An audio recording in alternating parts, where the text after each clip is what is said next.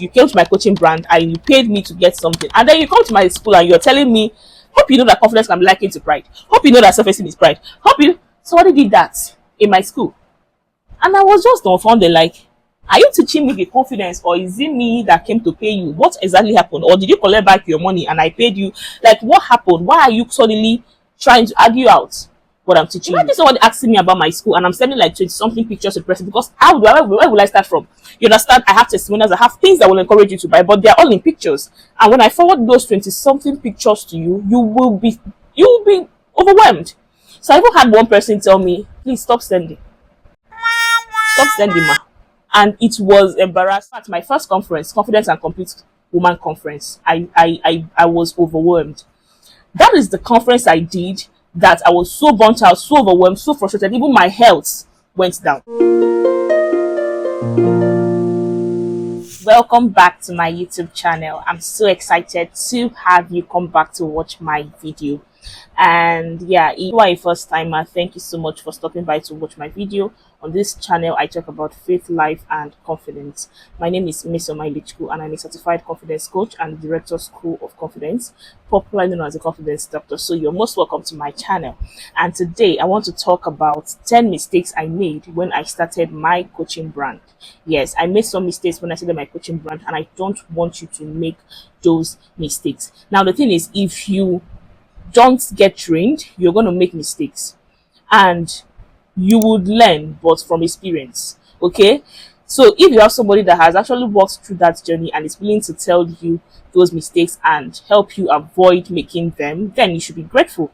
And that's one thing I want to do for you today. Now, if you are already a coach or you want to be a coach, this video will be really valuable to you.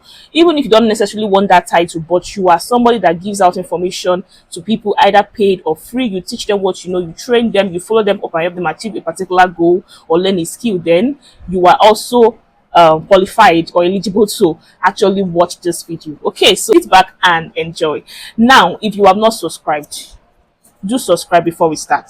Subscribe so that you will not miss out on any valuable information I'm putting out on this channel, and do well to click the notification bell so that you get notified whenever I drop a new video. So please subscribe. Now let's get into it. Number one mistake I made when I started my coaching brand is I did not register my business legally before I started. Yes, I began School of Confidence in 2020, and I didn't register it until 2021 April. Yes, and it's a mistake I made, even though I wasn't at loss, even though the mistake wasn't brutal at the end, because when I went to register it as a business name, then the name was not taken.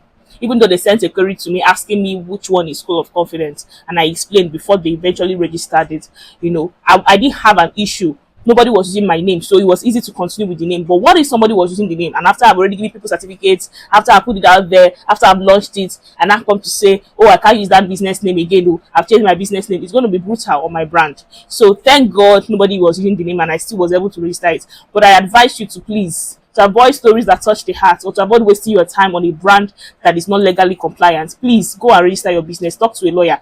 I know there are so many agents out there, CAC agents, but please talk to a lawyer to know what is best for your brand, either limited liability company or PLC or business name, so that you will know what exactly is good for your brand. Okay, so I advise you to register your business before you start.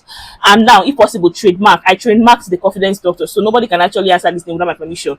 Okay, so number two is poor pricing. Another mistake I made when I started my brand, that is poor pricing. I did not know how to put the required price on my products and services. I gave too cheap a price. So for my one-on-one sections that should be premium fees, I gave it at 2,000 naira, and I'll coach the person for a month one-on-one. Who does that? It doesn't make sense. Even though I know this, I wanted to let the value, the perceived value, be greater than the money, but it's unreasonable to give your time for 2,000 naira 1 month one-on-one section. It doesn't make any sense, and I was burnt out, and of course the reward was not was not heavy, so I felt a little bit discouraged. So poor pricing, if you don't know how to price your products and services, it's going to affect you in the long run.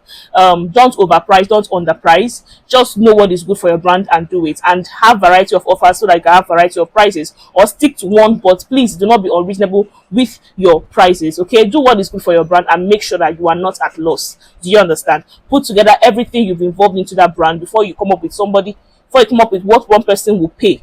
Do you understand? So that you make sure that your profit and everything you put into creating that course, flyers and everything is inside that fee. Okay, now number 3 mistake I made when I started my brand, my coaching brand, is poor structure. So my business, my coaching brand did not have rules. So when people come into my school, there is nothing like, okay, this is how we behave here, don't do this, don't do that, do this, do that, this is how me I'm going to behave. There was nothing like that. So I think, yes, there was something like that, but it wasn't structured properly. It did not really bring in what we make for a total coaching section. It just had some few, things inside there written as WhatsApp message. But now I've gone ahead to create it as a PDF, and of course make it more branded, and added everything that will form a rule for my coaching section. And then poor structure, I didn't have a flyer. I had a flyer, but at some point when I got my website, I didn't have a flyer. So it also it also reduced my sales. People were not buying as much, because who has time to be going and checking your website? If they see a flyer and that flyer now takes them to the website, fine. But most people first of all see a flyer before a website. So when I created the website in 2021, I was so excited and I did not have a flyer. So that is one of the things I did, and it was a first structure. You need to have flyers for the coaching sections, and I didn't have batches. My courses were not in batches. Okay, we didn't have. Now SOC is in is now bi-monthly. So we have January, March, May, like that. So we're currently taking SOC courses now this March. The next one will be in May. Registration will start in April. So it's bi-monthly. And that, now what it does is that it helps people to know when your course is starting, and helps them to prepare ahead. But when you're just there saying whenever you want to come, you come. Whenever you don't want to come, don't come. You wouldn't be making sales, because people don't know how to plan ahead. I was still making sales then, but not as much as now that I now have a particular time when we do everything. Do you understand? So poor structure was one of the mistakes I made. And under that poor structure, I also didn't have a timetable. So people will come to my class, and when that time it was a WhatsApp class. So I just send them audio, send written notes, give assignments. There was no timetable. So I knew what was next, but the client does not know what was next. So I send them and then tell them to get back at a particular time. Now they will, and sometimes they will not, because they don't know how to factor that thing into their schedule. So a timetable helps you to be organized. Both you and the client. Both you and the client are bounded by something, and that thing will be that timetable. Do you understand? But if there's no timetable and you come out and show up whatever you like, the client might not be available by then, and it will be a problem. So I had some people tell me, oh coach, I would love to have a timetable. So when I put structure in my business, I began to see the benefits. Okay. And another thing is that as the coach, I wasn't sticking to deadlines on my end. So I knew that this class I'm supposed to have with this client is supposed to be 3 weeks or 1 month. I would go more than 3 weeks, more than 1 month, because I'm trying to make the client to finish up. And it was stressful. For how much? I think then I was doing 6,000, 10,000. And then you come and stay 1 month, 3 weeks, 2 months. On top of what? But now we have rules. We have agreements. This is when your course is going to end. If you stay more than this, you're going to pay, or I can give you grace. There is now agreement. Before you even start the course, we give it to you. This is it, and then we make you sign that this is it. You're going to be binded by this. If you don't keep to this, we have the right to take you off from the school. Okay, everything is now structured. Another thing I put in my school is that when you graduate, you have 2 weeks to take your discounted bonuses, and also you have 1 month access to the course you paid for. So these are structures I put in place, and it has saved me a lot of stress. But when I didn't have it, trust me, I wasn't making money. I was losing clients. I was burnt out. I was disappointed. I was frustrated. Okay. Now, number 4 mistake I made when I started my brand is that I did not have a website. I didn't have a website. Now, before I got my website, when somebody comes to me and say, "Oh, coach, I want to get into your class," I will now send them a lot of pictures. I will send them a lot of pictures of testimonials, send them different flyers, different slides, different. Imagine somebody asking me about my school, and I'm sending like 20-something pictures to the person, because where will I start from? You understand? I have testimonials, I have things that will encourage you to buy, but they're all in pictures. And when I forward those 20-something pictures to you, you will be overwhelmed. So I even had one person tell me, "Please stop sending. Stop sending, ma. and it was embarrassing. And I said to look for something else to. I said to look for a solution to this problem. So I reached out to somebody who was willing to support me on this journey, and I can remember I sold my smartphone graphic design tutorials for 2,000 naira to few persons, and I was able to get our website in 2020. And ever since then, I have been renewing it. In fact, we have even upgraded the site, and we're still upgrading by God's grace. So I got the website and everything went on the website, and I can tell you it is Google compliant. People have reached out to me to tell me, oh, I got you on Google. I searched for confidence training, and School of Confidence's website came out, so I paid. People pay instantly, you know. So the search engine optimization was done on that website, so people can easily find us on Google or other places.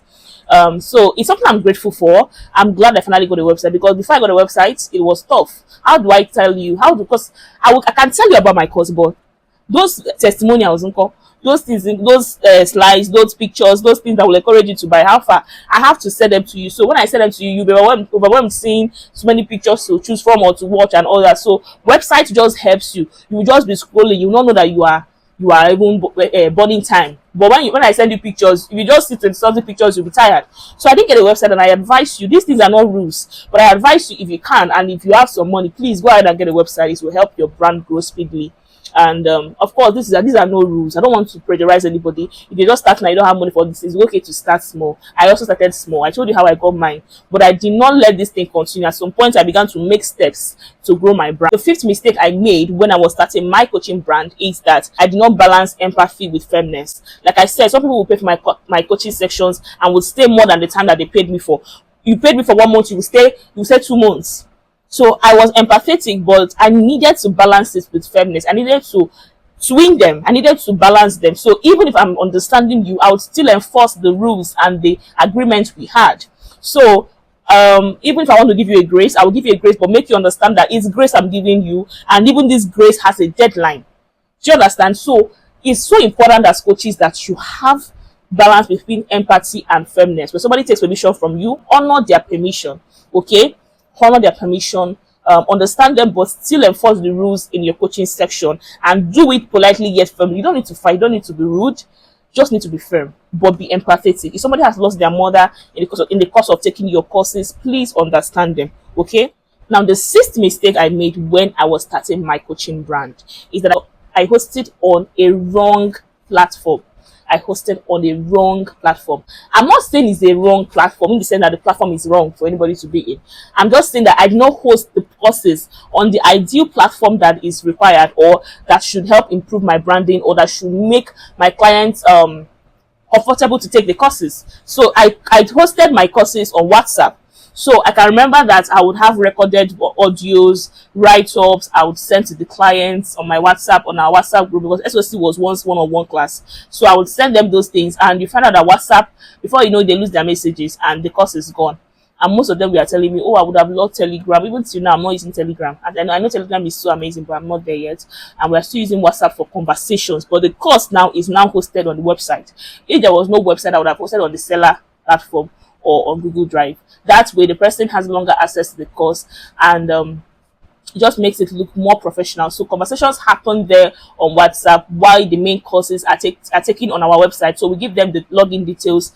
They submit on the website also, but for the executive confidence course, the premium course, they submit on the group where both of us are in, because it's a one-on-one class. So I hosted on the wrong platform, and that was one of the mistakes I made. So know what is best for you and do it. Of course, these are no rules. Don't pressurize yourself. Grow small, but don't stay small. Okay? Now, the seventh mistake I made when I started my brand is that I tried to do everything myself. I used to struggle with delegation, and that's why if you're working with me in SOC, you know that I'm always telling you what to do.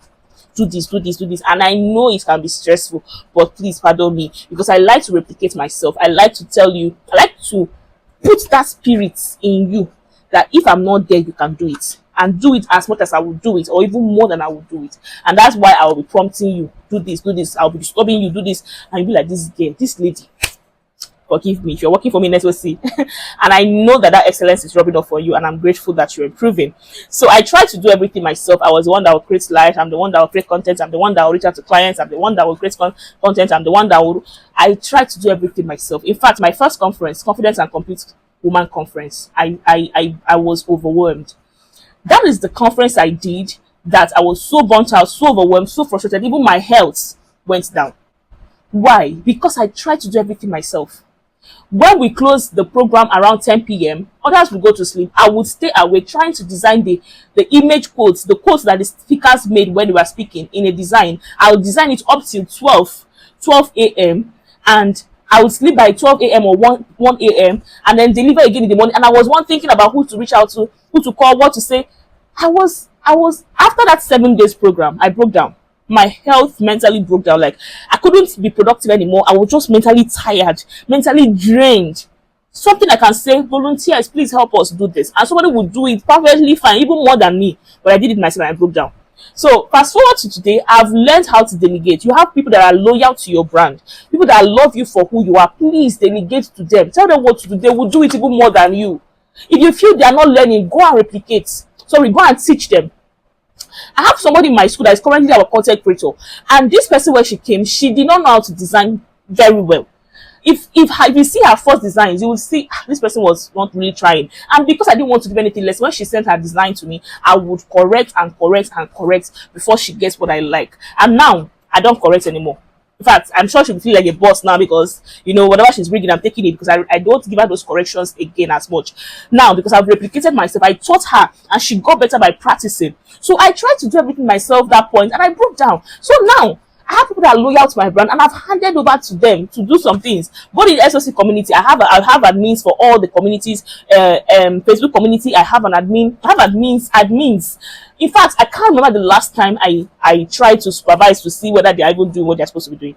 Because every week we have people that are posting and they know their dates, and we have a graphic designer that is bringing in the designs for them while they create the content and and the person is doing the design, and then they know when to post. So I don't even check because whenever I come online, I see that they are posted.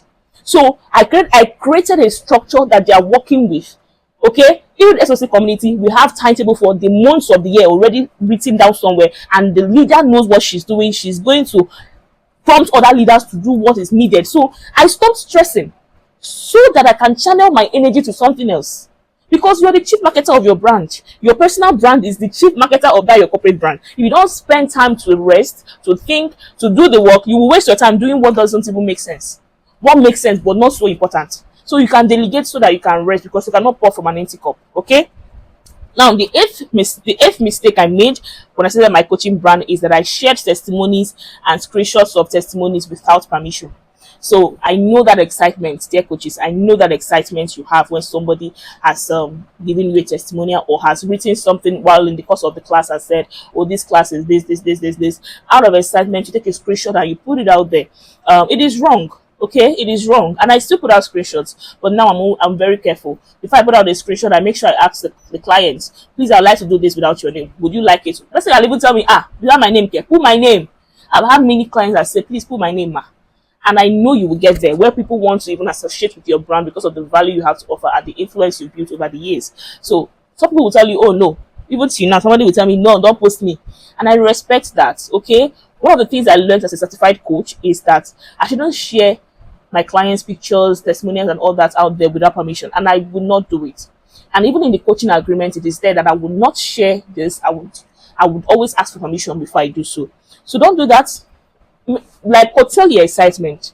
I have a client currently in SOC. She's a Muslim. She's from Netherlands and she lives in Nigeria. Now, when she sent her picture, very fine Oyibo lady, and out of excitement, I wanted to post, but this lady said no, and I respect it because I've come to carry myself as a coach and understand my worth, and I know that me posting your picture does not give me that prestige as a coach. I am worth so much more as a coach. I've built my brand for 4 years plus, and I'm still growing. I'm so intelligent. I know what I'm doing in SOC, and God has been blessing us. So if I don't post your picture, I'm still going to thrive regardless. So if the lady doesn't want me to post her picture, somebody else will want me to post her picture. So as a coach, you have to receive everything with grace, and you need to be very tact. So don't be rude. Don't feel bad. Receive it with grace. "Oh, no problem. Thank you. No problem. I won't post it. Thank you. Understood." Like, be very graceful when you're even replying them. And know that it doesn't all end there. If they don't want you to post them, another client might want you to post them. Some of them will even go and post even before you ask. So understand these things and know that nobody is the celebrity of your brand. If they come and they say they don't want to be posted, don't post them. Do you understand? Because at some point, your brand will go to the point that People will want to be posted, they'll be begging you, ma, please post me and tag me. Soon you will get there. I'm even there, but I'm still getting to the, you know. So I'm telling you the truth. Calm down. Don't be overly excited and want to. If they say they don't want to be posted, respect their decisions. Do you understand? Number 9. When I began my coaching brand, I gave room to be led by the client. So I am the leader as a coach. You came to my coaching brand and you paid me to get something. And then you come to my school and you're telling me, hope you know that confidence can be likened to pride. Hope you know that self-esteem is pride. Hope you. Somebody did that in my school. And I was just dumbfounded, like, are you teaching me the confidence, or is it me that came to pay you? What exactly happened? Or did you collect back your money and I paid you? Like, what happened? Why are you suddenly trying to argue out what I'm teaching you? Now, I know there's a place for questions, but no, she wasn't giving a question. She was kind of trying to teach me what I don't know. And I don't even understand it, because even if you want to give a point, she made it look as though you don't even know what you're doing. Let me teach you what is supposed to be done. Do not give room to be led by the client. You are the person that leads. So I don't even remember what I actually did that time. I don't even know what I did, but honestly, I think I made room for that, because the way you carry yourself as a coach in the class will make people to respect you. They would not have the mouth to be telling you some kind of things, and when they do, you will know how to reply them. So don't give room to be led by the clients. Be the leader. Take the lead. Do you understand? Carry yourself as a leader. If they register any displeasure, handle it with grace and tact. Ignore the ones you would know. Handle the one you can handle. Do you understand? And please do not give room to be led by the client. Remember that you're the leader. If they need so much, they should go and keep their money and not come to your class. But when they come to your class, they should respect themselves and be humble. You understand? Now, the last mistake, there's so many mistakes I made actually. So this one is the last for now on this topic I'm talking about now on this channel. The 10th mistake I made is that I didn't have emotional intelligence. So the way I handled issues, the way I handled people was not intelligent emotionally. I felt frustrated at every point, at any little thing. I spoke harshly sometimes. You see, one thing about being a coach is that if you're not careful, if you don't separate yourself from the coaching brand, you are going to make mistakes and even hurt other people. So when people don't come to your class, you'll be offended. When they pay another coach, you'll be offended. When they leave your class and go and start exactly the same thing you're doing, you'll be offended. See, emotional intelligence is key. You need to be able to separate yourself from the coaching brand. Don't be taking it so personally. One of the things I talked about in my book, Dear Coach, is that you should not take everything personally as a coach. Love or hate. Whether they love you, don't take it to heart, because they might hate you tomorrow. They might stop clapping tomorrow. So you must receive everything with wisdom. Do you understand? So have emotional intelligence. Build your emotional intelligence. Don't be quick to, give in and give out. Have some respect, have some grace inside of you. When people have said something harshly to you, don't be quick to respond. Wait, process before you talk as a coach. Don't be a talkative as a coach. If you're quick to talk, you're going to make mistakes. I had this coach, I went to her class sometime, and the way she was talking to us was really rude. When you ask questions, she just flares up. When you do this, and that was her first class. I think actually she was going through a lot, because when it's your first time, you don't even know how to navigate some things. But I excuse her for that. But then, if she had gotten emotional intelligence before she became a coach, it would be easy for her to handle us. Okay? So get emotional intelligence. Is going to really, really, really help you as a coach, so that you don't do things abruptly. You don't do things without thinking. You don't do things because people have done things. You do things because you processed it and think that this is the right way to respond. This is the right way to behave at every point. Don't let people tell you what to do. Don't let people push you to do what you're not supposed to do. Don't make people make you who you are not. Okay? Try to make sure that you've processed everything you do as a coach before you say it or you do it. I hope this helps you out there. My book, Dear Coach, is coming. Okay, my book, Dear Coach, is coming. And if you've been looking for a guide on your coaching journey, you've been struggling, you need help to handle your clients, how to structure your coaching brand, how to sell your courses, how to carry yourself as a coach. If you're looking for someone that has had the experience and will want to give you advice from experience, I have a chapter in that book that is called Coach to Coach, and you'll be hearing firsthand lessons from experience. And if you want to know the prerequisites of coaching, it's there.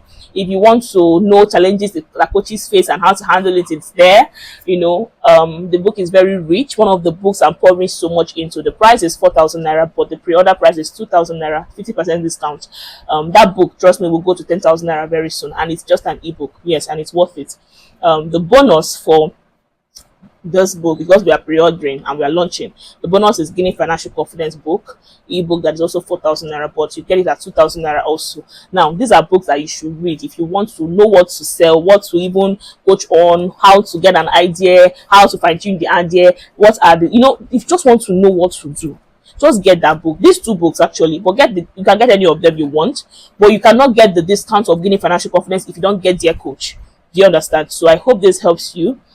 Deadline is March 31st, and this book will be released 1st April. I look forward to seeing you get this book, and of course get the adequate knowledge to be a coach, to be certified as a coach if you want, and to have make impact through your coaching brand, have influence, and massive income also, because it's important. Okay, thank you so much for watching, and if you have not subscribed, do well to subscribe now, because how did you watch all these things to this point and you want to run away without subscribing? Subscribe, Jare, and like the video. Don't forget to like this video, share this video with somebody out there. It's going to help them to not make the mistakes I made when I began my brand. Yeah, thank you so much, and bye.